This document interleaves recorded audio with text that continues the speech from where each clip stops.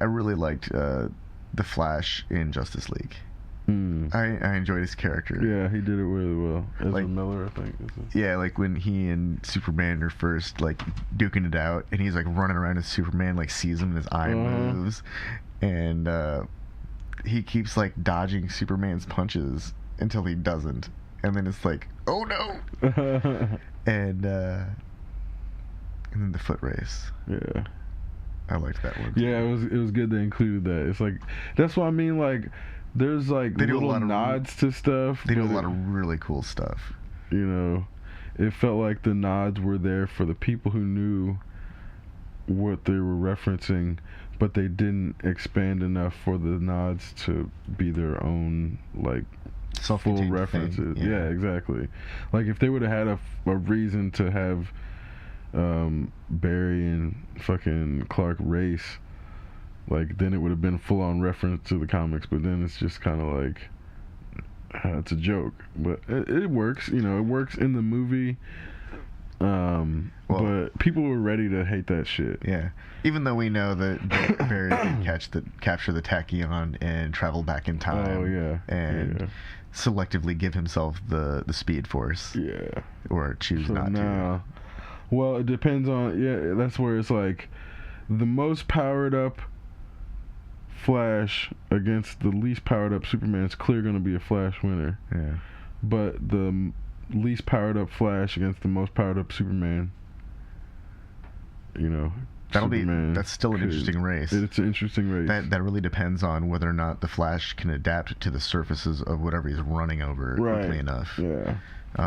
Versus Superman just having like unlimited traction. Yeah. I always thought that was like kind of interesting. Like Superman has a lot of like unlimitations. Well, but they capped him, and that's what I mean in the sense of, you know, I think we discussed this at one point. When you have your overpowered superheroes, DC knew they had overpowered Superman at one point, so they pulled his powers back. Well, it's the same thing with Darkseid.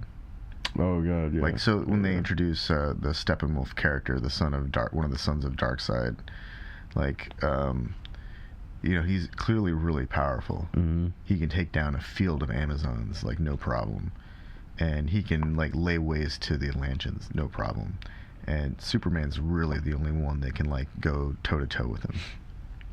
And it's a good thing that Superman appears and beats his ass, because you know he's about to kill Cyborg, and nobody wants that. Cyborg's actually like the most interesting character in Justice League. Yeah. He's like the only one that really doesn't want to be there, and they're like, come on, you gotta be here. You're part fucking boom tube and shit. Fucking walking mother box. Fucking, he's great. But yeah, no, I think that and they have to involve Darkseid soon, right? I mean, they should. You would. I mean, he's coming. He has to be coming. Yeah. That's the whole point of all the invasions is that eventually Darkseid's going to appear, because now Earth's in his crosshairs. I mean, the big Omega symbol. Yeah. The Nightmare. Yeah. That was also good. Like, they were really good about that in the Reign of Superman. Yeah. Which again, I think Marvel has set up their movie universe so well that if you try to copy them, it's gonna suck. But if you follow your own fucking source material, DC's shit would be awesome. DC has great source material. Yeah, they just need to follow their own source material instead of trying to copy. Like, or instead of trying to react to the market, they just need to do what they like. Tell their own stories. Exactly. Instead of trying to copy Disney. Or like listen to the focus groups, because the focus groups don't know what the fuck they want. Who is making the DC movies? Is it Disney? Warner Brothers, isn't it? Is it Warner? Okay, Warner Brothers. That's right. Warner Brothers has DC. Well, you know, Warner Brothers knows how to tell stories. Oh, absolutely. So they'll be fine. They just gotta get to Zack Snyder the fuck away from it.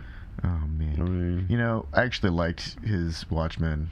I liked his Watchmen too. When I watch it, it was absolutely as dark and gritty as I needed Watchmen to be, because Watchmen is a dark place, and it's like the I feel like that's the least friendly superhero universe in DC. Yeah, it's the one where they're gonna you're gonna get knifed walking down the street in that DC universe. Where somebody like what is the owl? That's Batman's counterpart in that universe. I'm pretty sure that he and Batman wouldn't be friends. No, not at all. I think that Bruce would identify him as a supervillain. Probably try to take him down. Because he was like pretty much all about his own ends anyway. And Rorschach was just a fucking killer. When we really boil it down. Yeah. No, the Watchmen weren't heroes. The story was just awesome. Yeah, that's right. They just happened to be going up against someone who's really way disgusting. Like, and they were the only ones that could stop him, kind of thing. And they were self-serving in there. They don't want to live in that world where Ozymandias's reign is supreme. Yeah, because I mean, he would willingly off his own people like it was nothing. And that's kind of where it's like, whoa. You know, they just set the bar so high, and then the entire time they were stupid enough to be like working with him and all deceived by him. So then you're like, oh, these aren't even good. Like, they're not good at what they do. Like, Dr. Manhattan didn't give a fuck. No, like they were all victims of their own vanity. Yeah, basically. So that was why I think the comedian was probably the only honest character. Yeah, he just wanted to kill everyone and burn everything. He didn't care who he victimized. No, he hit on his own daughter. Yeah, that was fucked. That's like a fucked up character if I've ever heard one. This bastard. And then when he finds out it's own daughter, he didn't seem like he cared. Didn't even faze him. Yeah. Oh man, what a dirty piece of shit. That's when you're like, yes, he's as dirty as you're supposed to think he is. Like yeah. That's a good story. Yeah. I think that's like it's important to have comic book universes like that because it makes us appreciate just how tame Avengers really is. I mean, Avengers feels tame. They kill a lot of people, but there's not that much blood unless it's an alien. Well, but that's why it feels tame, but it's actually not, because it's like, this is where it's tricky. Like, if you just don't show the blood, does that mean it's okay to kill fucking 300 people, just not as long as there's no blood? Because that's what Avengers is doing. They're like showing you, or they're playing the neck snap sound for you. They're showing you the body drop, but there's no blood. Yeah. There's just no blood out the nose. There's no blood out the ears. There's no like extra step to make it real. There's no shitting themselves. Like, yeah, that's all they're not doing. Does that mean it's not like? And that's kind of where it's like. I feel like that's giving it polish and a haircut. Right. And it's a little bit tame compared to blood. I think that's really I feel like that's really my threshold. It's like, okay, if they're just beating each other up, it's a cartoon still. It might be live action animation at this point. It's a live action cartoon. That's where it's like, is it really tame, or is it because you become desensitized to not seeing blood, to see like, as long as there's no blood, you've become like, media has desensitized. Well, I think things we have examples like what were those? Sin City, The Spirit. You know, those are all black and white, except when there was for the blood. Yeah, because they wanted to make sure that you knew that this was a gruesome, bloody scene. But that's like, because otherwise the world is black and white. But that's that's the opposite end of the spectrum, where it's beyond reality. Yeah. So that's kind of where it's like. Well, so is Avengers, but that's what I'm saying. It's like reality's right here in the middle. Yeah. And then what feels like tame is actually closer to reality than it feels. Well, yeah, Avengers, but then what feels like real is way closer to like, and that's what, like, so if you compare Sin City to Avengers, Sin City feels more real, but it's still hyper real. Oh yeah. And that's kind of what I'm getting at, is like, when we're looking at hyper realities, we're so bombarded with hyper realities so constantly, or we're desensitized to the hyper realities to think that they're actually tame when they're still hyper realities. Yeah, but and that's what I'm getting at, is like, Disney's like, here's the hyper reality of it. the blood is lacking, so you don't even realize how many people get killed. Oh no, man. Like we're talking hundreds like of before people. the snap, we might have even crossed 1,000. Yeah. In the especially in with DC that army or that in they Marvel killed, universe. the War Machine just mowed down as they entered that one gap. Yeah, that's like hundreds right there. When I think of a movie that's not tame, I think of things like Alien and Predator, where you see someone being viciously eviscerated by some alien, either by its claws or its mouth, or it's just gruesome.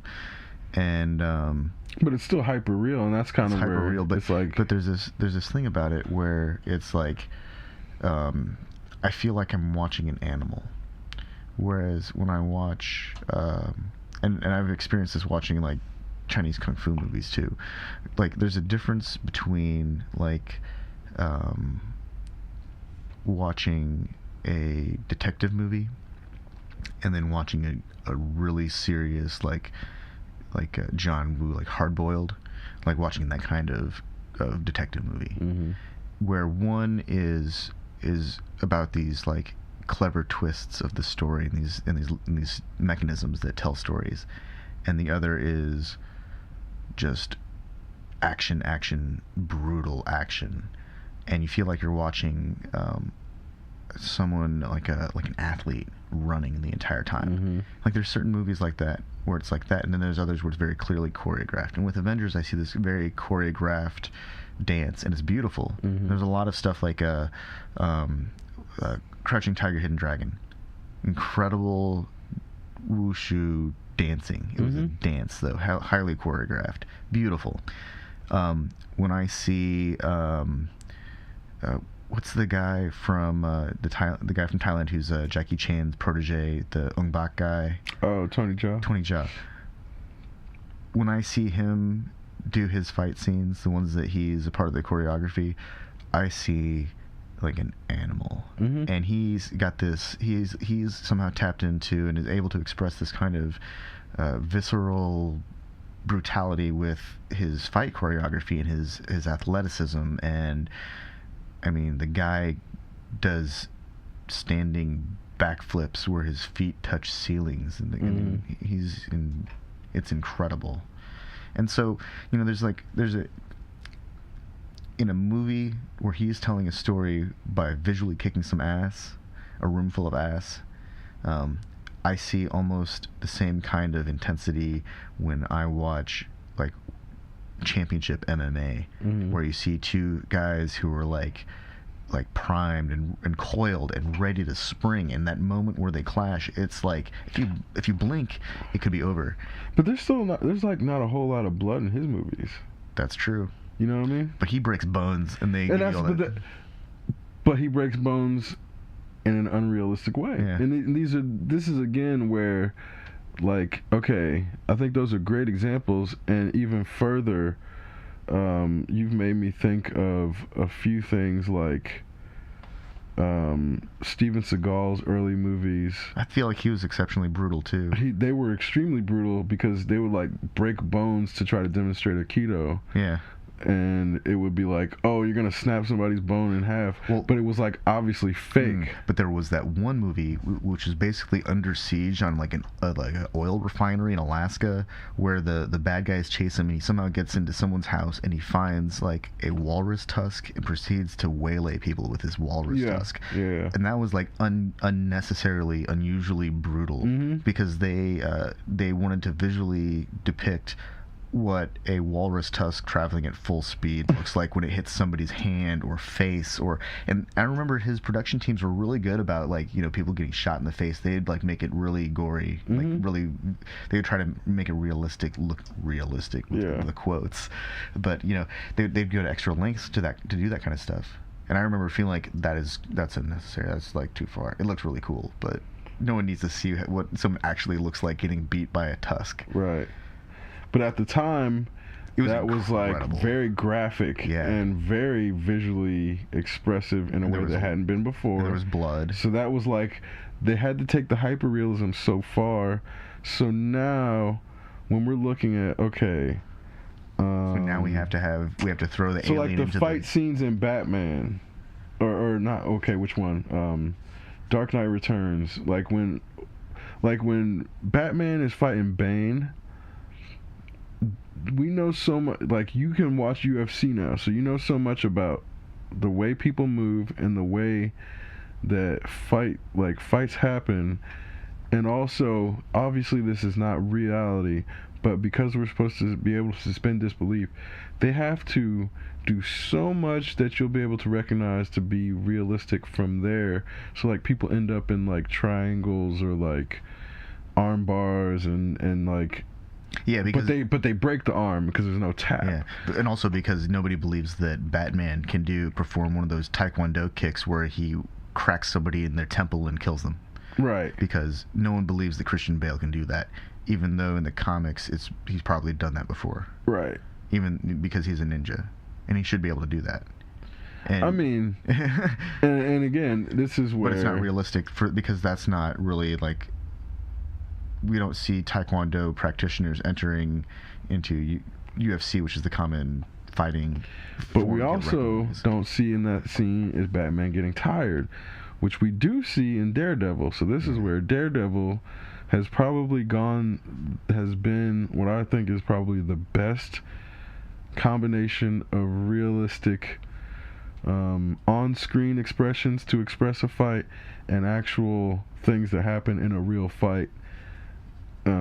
That wouldn't be like UFC sanctioned. So that's kind of where I think Daredevil may have the best choreographed fight scenes that we have seen anywhere, including like Tony Jaa films, just because when we're talking about the crossover of realism. Oh, because they actually get tired, yeah. And what we would expect from someone who's supposed to be like a superhero, quote unquote, because while he does get tired, he does things that a regular person wouldn't be able to do, like fight fucking 4 guys for like 5 minutes or some shit. So there's these things where it's like... Yeah, because James Bond can't do that. Exactly. James Bond runs out of steam way before the fourth dude, unless he's got a gun. Or like, if you go back and watch Die Hard, like, for someone to actually go through that whole night in one... Like, it was filmed over the course of a month or two. They didn't have to do all that shit in 2 hours. Yeah. Or however many hours it's supposed to be. One dude running through that entire, like, one night of all those things, nobody's fucking... What they don't show you is that first guy that he took out had a fucking kilo of coke on him. So the whole night he's like bumping up the energy levels the entire time, and that's how he kicked all that ass. Oh, man. You know, the undisclosed Die Hard story. Oh, man. I mean, that's my version of it, of course. And that's the only way I can explain him, like, doing all that. But that's the thing. In every situation, in every Die Hard movie, the first person that gets taken out has to have, like, it's like a video game. They have like their kilo of coke on them. The power up for the whole movie. Or maybe he only finds these little bags that allow him to keep powering up throughout the entire movie. And they don't talk about it.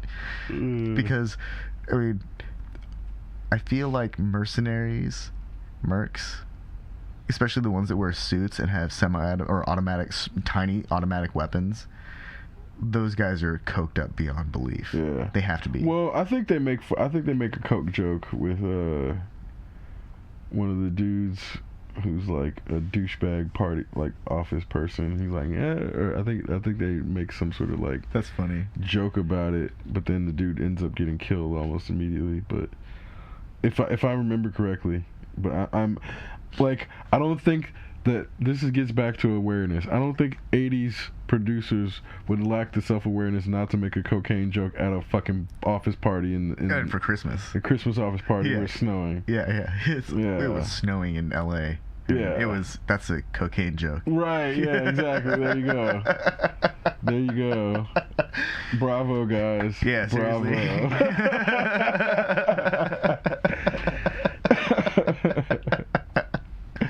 Well, did it actually snow in there? I think it did. Or was that in the second one? I know the second one it was snowing because they landed in Chicago or something like that. Yeah. Maybe, I don't know. I don't remember if that. Yeah, I watched it recently, but I forget if it was actually snowing or not. But if it was, bravo. Yeah. Either way, there's bound to be some cocaine joke in Die Hard. I can't imagine an 80s. Well, that was one thing I remember from watching it. There's like a couple of times where there's physical jokes where he's like looking at women and he doesn't say anything. He just like looks at somebody walking by, or he's like, there's like a naked poster of a woman in one of the hallways, and he just stops and looks at it and doesn't say anything the first time. Then he says something the second time, but it's like there's all this little shit where you're like, man, the people were clearly like coked up on something. They're like, because it's like little shit where it's funny, but for somebody to have thought of like him to do that, you're like who would have thought this would, like, him, he's like leaving the plane and he like stops and like looks at a stewardess or something, and it's like, why this is, maybe that's Bruce Willis's addition to the character. That's what I felt like. That's what it feels like. It feels like Bruce Willis's additions or being but he was probably coked up when he did it. You know what I mean? Like he's like, oh, this would be really cool if I was just like, I stop and I look at this poster while I'm walking through this hallway. Yeah, it's a great idea. Oh man. And then on film, it's like a great comedic pause, but it was a coked out moment that paused it. Yeah. How much of our film history was because of cocaine?